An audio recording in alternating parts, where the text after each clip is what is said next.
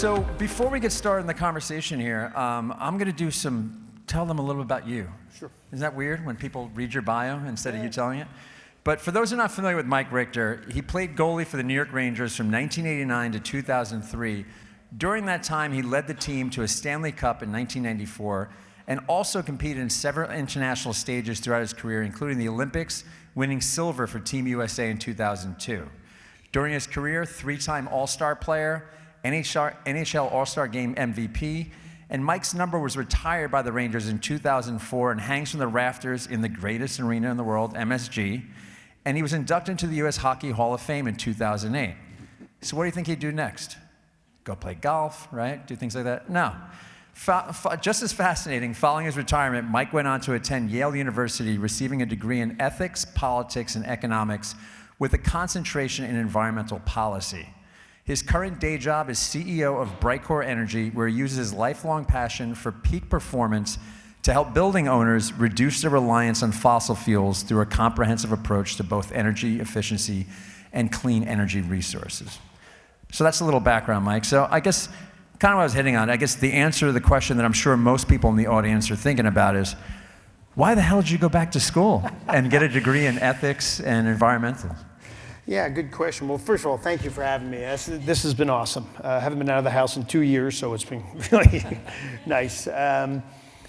It was something that I always desired to do. I left University of Wisconsin-Madison. It was a hockey powerhouse back then. I grew up in Philadelphia, so I was going to go away from my home. I played in the Olympic team in 1988, kind of ending my college career. I was serious about my studies, but a window opens up for any athletic pursuit, professionally, and you don't wait on it. You either take it or you don't. And so I took it, went with the New York Rangers and signed a contract in 1988 and played there through 2004.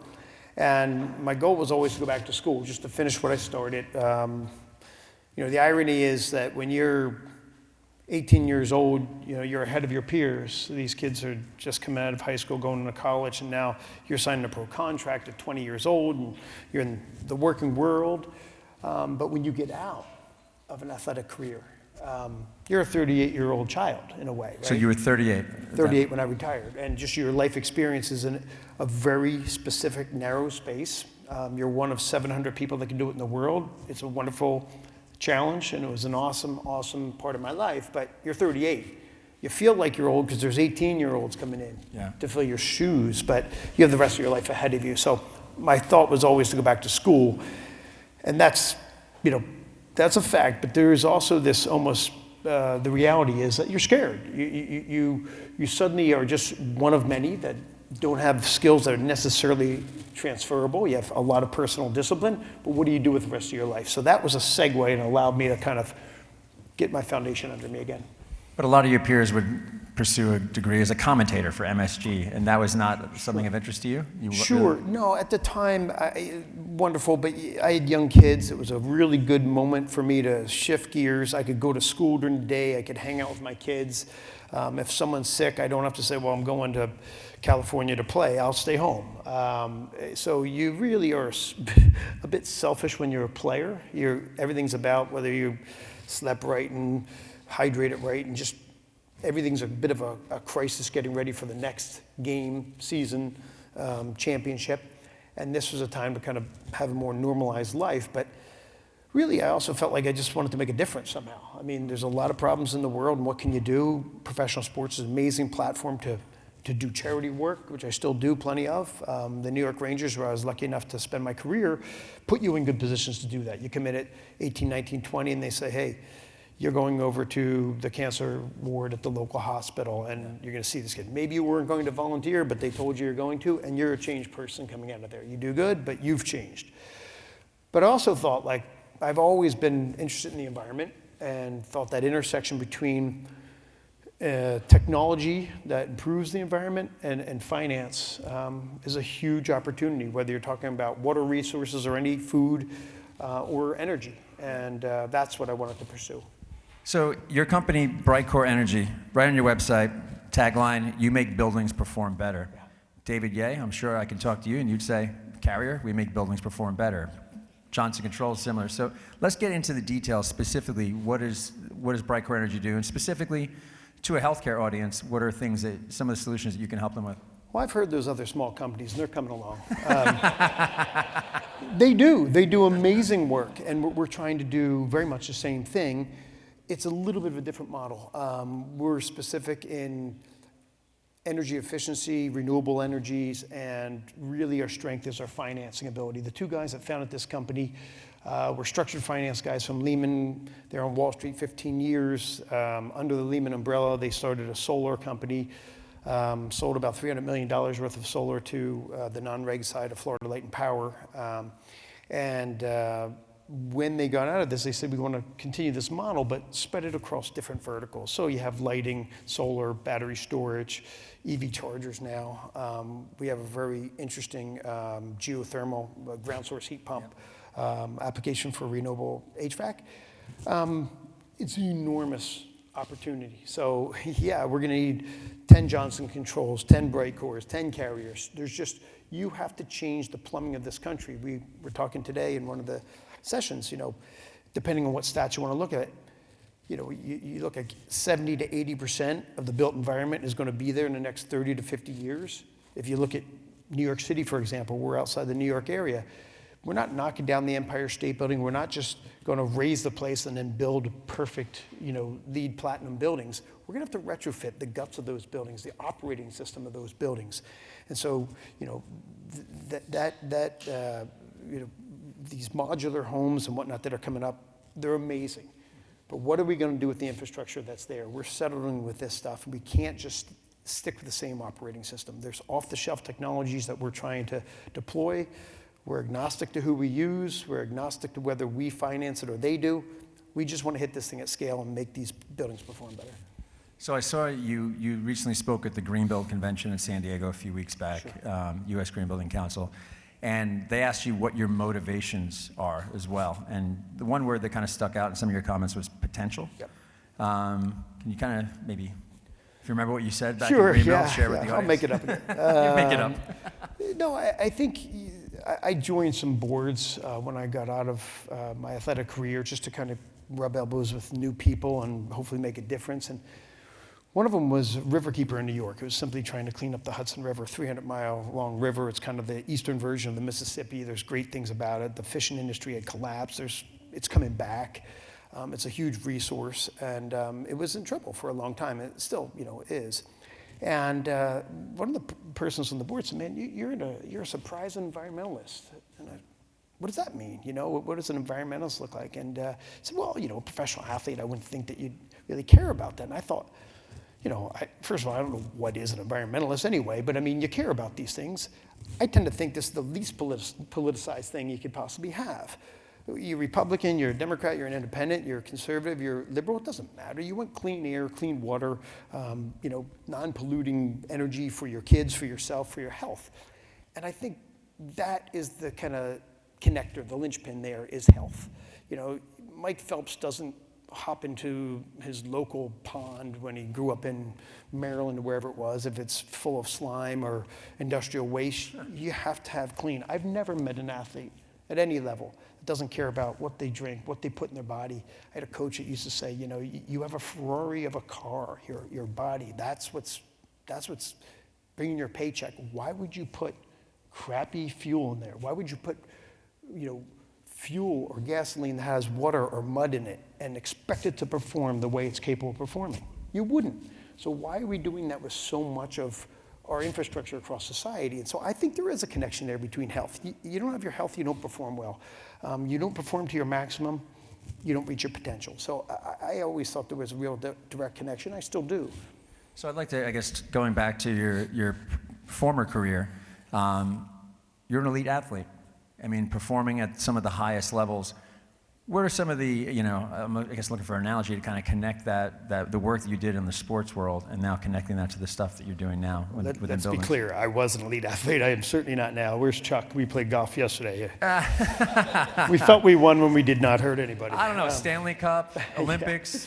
Yeah. Sorry, but I'm getting off. So Go back to your So question. just going back to, I guess on the teamwork side of things, but also on building performance and some of the attributes that you took from your professional sports Good career question, yeah. that you now feel that should be applied to the built environment. Well, look, I think the first thing is you have to understand, I'm primarily in sales in my small company, and you have to be able to accept defeat sometimes, right? Someone once said to be a good goaltender, you have to have a short memory because, look, my job right now is to play as best as I can this moment. I can't affect the past. I can't affect the future. I have to be locked in now, which is a great thing, but it still means that when the game's over, you have to learn from those mistakes. You have to prepare to improve for the next game. And you also have to stay in your lane. I played a team sport. Goaltending was very much its own kind of internal battle and specific position. But if I start doing the defenseman's job or expect to tell the forwards how to do their job, suddenly I'm not doing mine. And I have a small company, but it's a team. Like anybody in this room that's part of an organization. Let the lawyers lawyer, let the engineers engineer, let the finance guys underwrite. And you have to have an understanding and integrate all of that, but stick to your knitting and do understand that there is nothing worth doing that's so easy. If it was easy, we'd have all this stuff solved, right? But when you look now, and I guess I'm going to go back into the sports side of things, when you look at teams, we're both from the New York area, right? A number of teams, some that get a lot of money thrown at them. Some, I guess they all get a lot of money thrown at them nowadays. But if you look back in the day, it used to be the Yankees had a lot of money, the Mets didn't have as much. Sure. I'm a Met fan. We're still holding on to 1986. It's pretty depressing. But when you look at teams, what do you feel are certain things that, looking at like your team that you were on, Stanley Cup, what were certain things that made that so successful? Well, if I look at the most successful team that I had been on, we won the World Cup in '96 as a fairly young American team in Canada, in Montreal. That team and the one that won in New York in 1994, it's like anything else. If there's not character in those four walls, you're probably not going to reach your potential. We had guys that were all puzzle pieces. Some played a little bit, but they played that role very well. Some were relied upon, but they're not the only guy in the group. So character enables people to take the larger goal and do whatever needs to be done to advance that goal. And sometimes you have to swallow your ego a little bit at the door. I know that when I get out of my athletic career, man, there's some smart people out there. You better shut up and learn once in a while. Because I stopped a hockey puck does not mean that I know how to put a solar panel on a building. There's people who have been doing that their entire life. So understand your role and do it as well as you can. You're a puzzle piece and part of a larger organization, and unless you're doing your piece to the maximum, you're not helping as much as you possibly can. And the minute you start doing someone else's job, you're not doing yours. So who was, obviously when you think of some of these more successful teams and think of the Yankees, you think of Joe Torre, Sure. right? Obviously the players were there. Was it the coach or was it the whole unit? It's got to be the coach. You take on the personality, that leader, but it really starts at the top level, from the top of the organization. And I just think that you have that. You're marinating in what your organization's fundamental character is. I once had an owner that said, I like adding a bit of an a-hole into the locker room. I think it's really helpful. I think you get somebody in there and it challenges everybody else. And I can remember our captain just going, he has no idea.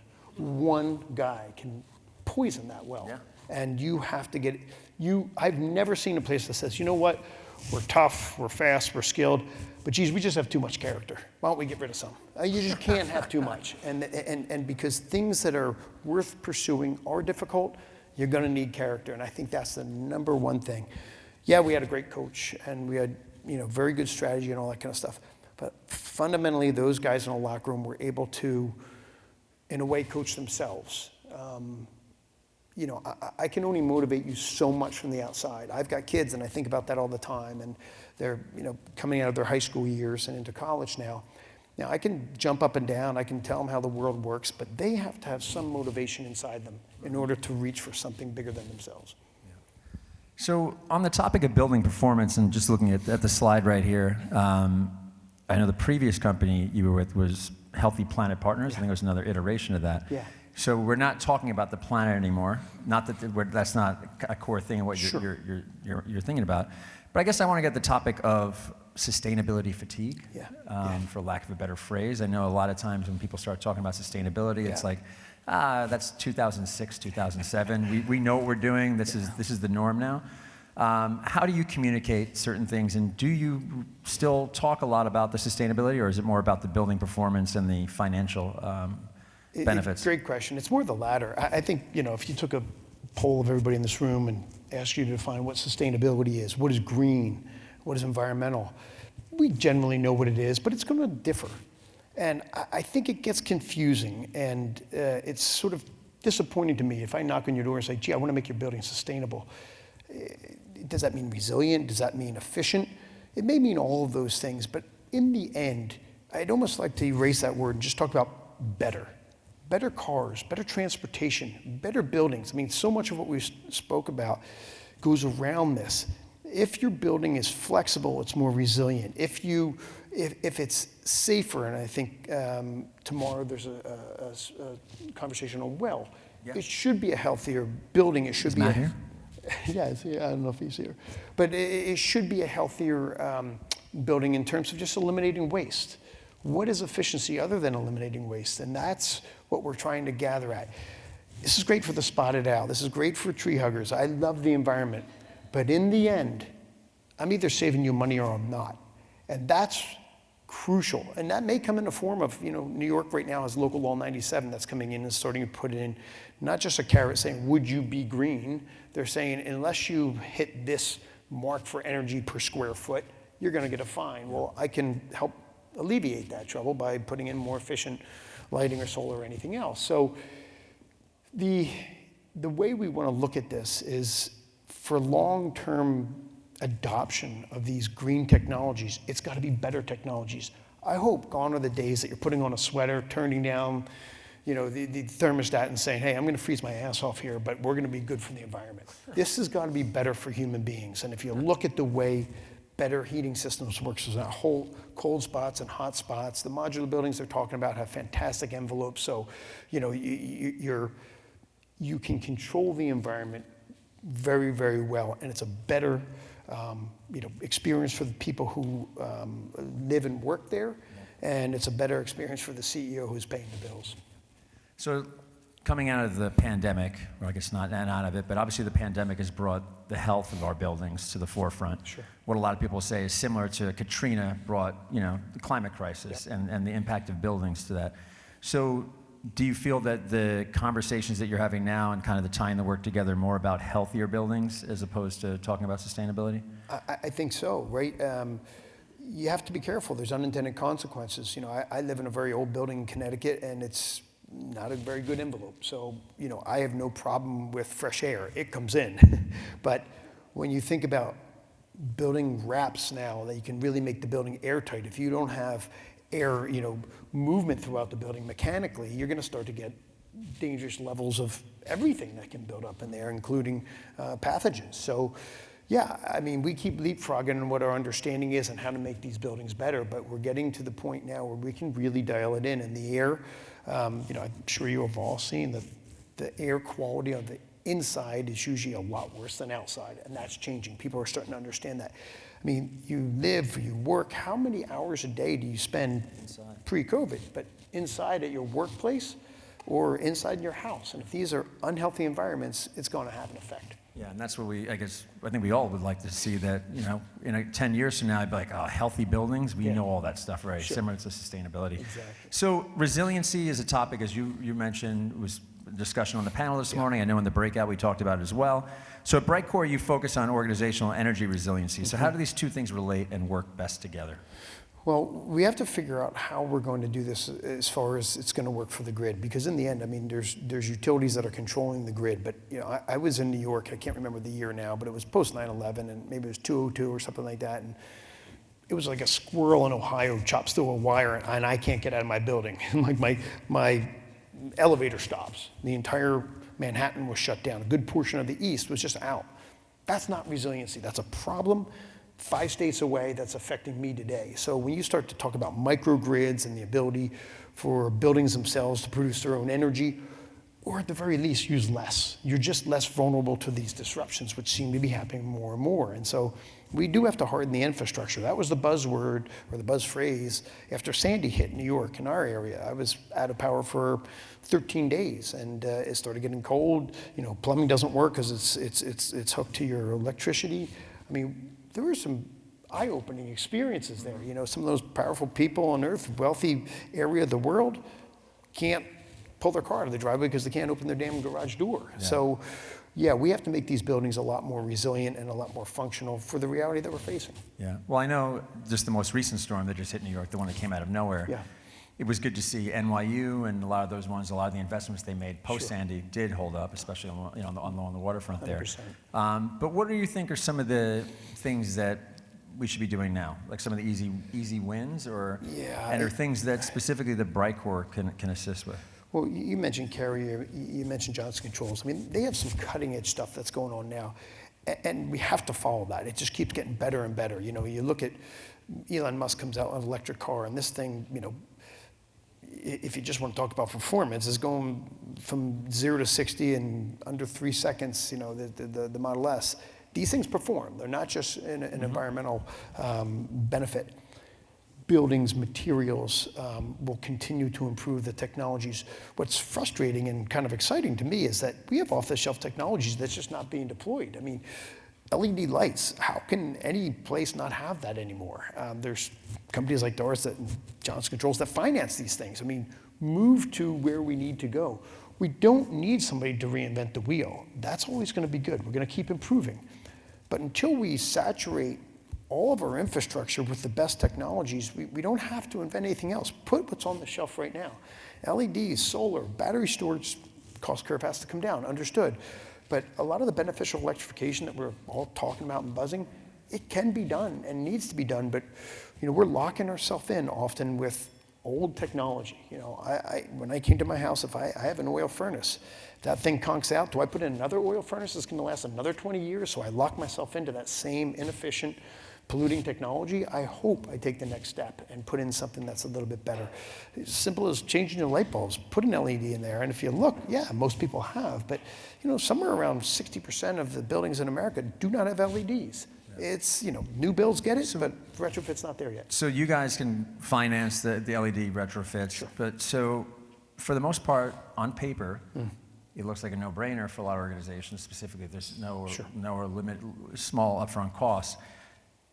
How do you sell the skeptics when you're like, what is the pushback that you get, that you see in the market? Why is it not everybody kind of pursuing it? In some ways, yeah, I become a worse salesman because you think you're so smart and you know it so well, and someone doesn't understand it and you're not meeting them where they are. Look, inertia is a very powerful force, and look around here, you know, the lights are on, the temperature's proper.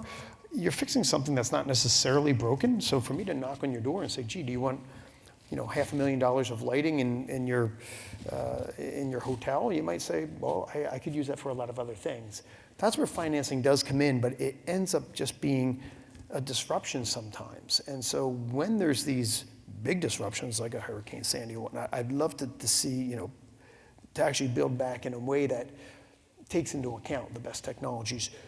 But we do have to, I think, from our point of view, and this is where the structured finance guys can be really helpful, they can customize a solution that's pretty modular, pretty pedestrian, but maybe the creativity and the key is on a financial way. How does it help you out? How does the tax treatment work? Where are the incentives that you're lassoing? Nobody wants the government to be giving out everything. Nobody wants to dip into their pocket and have to, you know, reevaluate their entire portfolio of buildings. But there's technologies that work that are superior to what you have, that'll lower your operational and your maintenance costs, that are right there right now that can be paid for. So, you know, where it works, we have to do it. So on the topic of the climate crisis, what is your biggest frustration kind of in that area? You know, one is what I just said, that there's, you know, people are waiting for that, you know, I guess two things really. People keep saying, well, your grandchildren are gonna really have trouble because, you know, these storms are coming and whatnot. No, it's there today. We're starting to see the effects of it for sure. But the other thing is, we don't have to have the equivalent of Elon Musk figure out how to do a house. We'll always welcome new and better, but we have a lot that we're not deploying right now, and we have to just be a little bit more creative in the thinking. That inertia is out there, and we have to overcome it, from the utilities down to the household, and everything in between. We could be a lot further along, given the technology that we have, than we are allowing ourselves to be. Yeah, well, it's amazing that you just didn't decide just to go and play golf and show up at conventions and sign autographs and pursue this. I imagine you like out with your family pointing out all the time, like, that's not LED.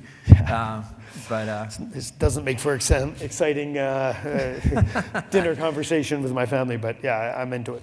No. Well, listen, thanks so much for joining us. Thanks And for time. I guess, do anybody have any questions, I guess more importantly? Whether, of course, from his professional career or anything specifically about Brightcore? David has one. Yeah. What the hell Well, are you David's talking with about? Carrier, and I know you guys are doing work with the International Well Building Institute, if That's I'm awesome. correct, right?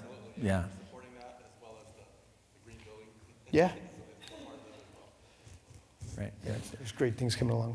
Well, excellent. Well, listen, thanks so much, Mike. Thanks for having me, man. Pleasure having you with us, man. Yeah, Thank thanks you. so much. Thanks.